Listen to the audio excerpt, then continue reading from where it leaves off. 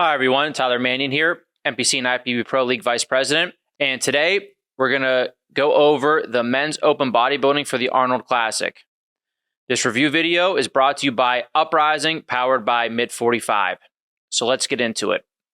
So first we'll go over the top two, Hadi and Samson. Now, normally at a lot of shows, I would go pose by pose, but at this show, we don't really need to go pose by pose. Hadi had a pretty clear victory this past weekend. It was probably the best overall Hadi that we've seen when it comes to size, fullness, muscularity, and especially conditioning. Hadi was on point both nights. Extremely striated and extremely full. It's the best package that we've seen from him for sure. So when it comes to Hadi's physique, what does he need to work on going towards the Olympia? Hadi can still use a little bit more overall to his legs. He can still use more overall to his quads. He can still use a little bit more size to his side leg. These are things that he needs to bring up when bigger competitors get close to the conditioning that he's in. He can also use a little bit more fullness to his chest. As you can see in these poses next to Samson, he doesn't have quite the fullness and the roundness to the chest. His is a little bit flatter, but it's extremely conditioned, as you see the striations all through the chest. But it can definitely be fuller. These are all things that he can work on to really try to come back and make a statement that he's undeniable at the Olympia. Now, in second place, we had Samson. When it comes to Samson, he needs to get to that next level of conditioning.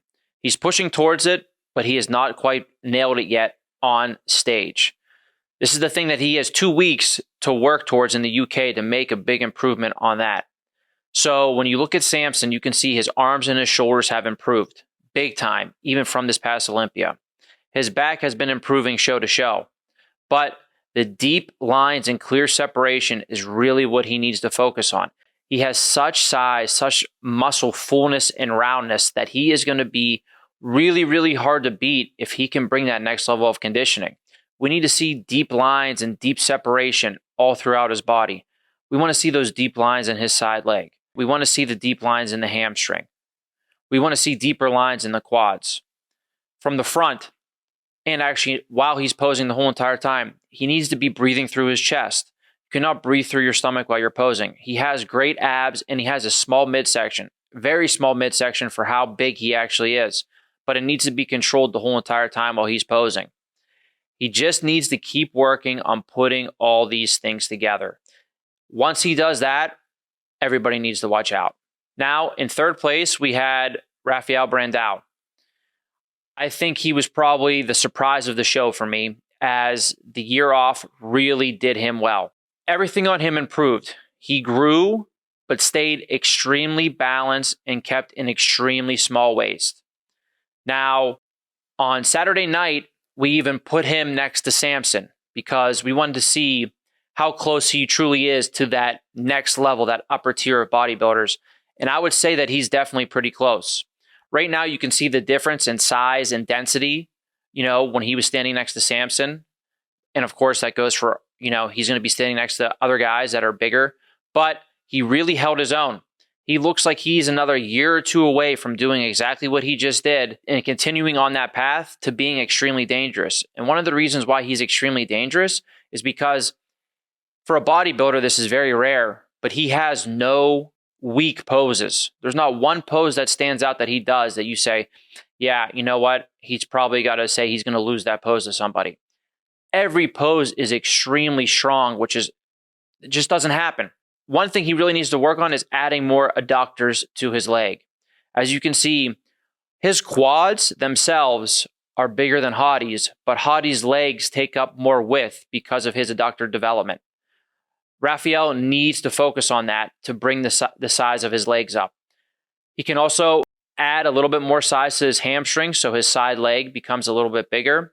And then upper body-wise, the way he's grown, he just needs to keep continuing on that path. A little bit more fullness to the chest, a little bit more density to the back. Bringing these things up all in proportion with each other is going to make him a very, very big contender in the next couple of years. In fourth place, we had John De La Rosa. This is definitely the best John that I can remember seeing. from all the way back when he was competing, 5-6 years ago and making the Olympia. His conditioning on Friday night was perfect. He was extremely conditioned, but also extremely full. Now, John is a little bit on the smaller side, especially in this lineup with some of these guys. But on Friday night, it did not look like that with how he was presenting himself. His back looked deep and dense. From the side, he was very full and also very conditioned. He was holding his own with everybody, and that's the reason why he was in 4th place on Friday night. On Saturday night, it looks like he spilled over just a touch. Not too bad, but just a touch.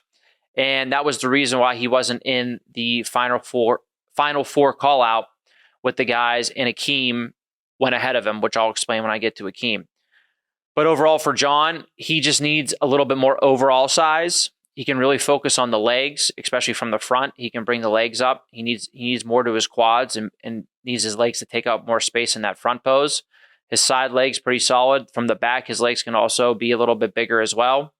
His back, when he's not on, he still can add more depth to his back.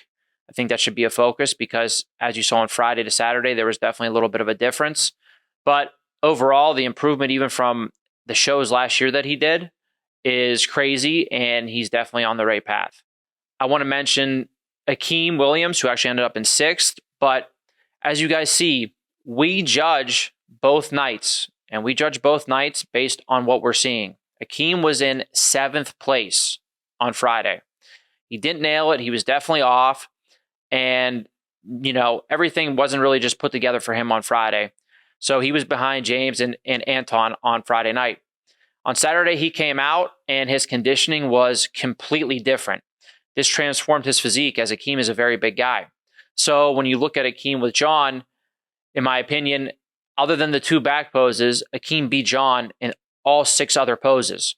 Akeem also went ahead of Anton, and he also got ahead of James on Saturday night. So Akeem was a clear 4th place on Saturday night. However, because of the scoring on Friday night and how far John and James both were ahead of him, he was only able to jump from 7th to 6th. So it's a lesson that you can't afford to be really off on one night. You have to be on both nights, but you have to really nail it at least one of the nights. So Akeem could have jumped up higher if he wasn't as down low on Friday. But I thought that Saturday night, he looked really, really good. The main thing for Akeem, and it's always been, is to keep bringing his back up. Now, I think his back lat spread has gotten a little bit better. He's opening it up a little bit more. The back double bicep is, definitely needs to be worked on, but you could see with his conditioning that his back looked harder probably than it ever has on Saturday night because of that conditioning. Now it's just improving the back in both of those poses. So there you have it. That's the recap for the Open Men's Bodybuilding for the Arnold. And I'm looking forward to judging most of these guys at the Arnold UK in 2 weeks. Thank you.